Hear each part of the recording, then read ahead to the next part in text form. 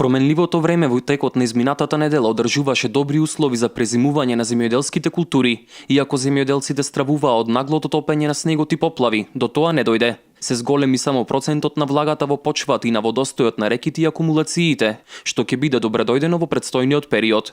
Умереното топење на снегот во рамничарските делови не предизвика поплави кај есенските култури кои се во добра фаза на развој и кои со подобрување на времето ги чека прво прихранување со азотни ѓубрива. Тоа што следува понатаму е топењето на снегот, односно подобрување на полскиот воден капацитет и водниот режим во почвата, што значи благопријатна состојба од аспект на вода во почва за наредниот период. Тоа добредојдено ќе биде за сите оние кои што изработуваат леи, односно високи леи, како што е за расадопроизводството.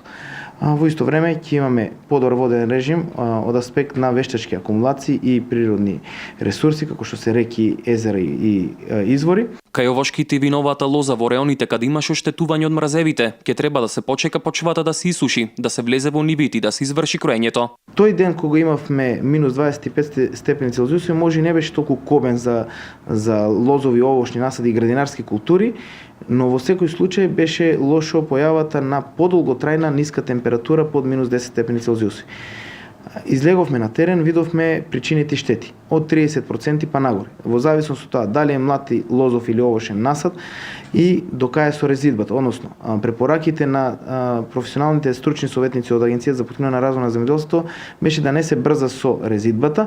Сите оние кои што имат направено резидба ќе претрпат одредени штети. Во наредниот период, стабилното време со очекуваните дневни температури до 10 степени ќе придонесат за нормално презимување, а утринските од минус 11 до минус 4 нема да ја разбудат вегетацијата.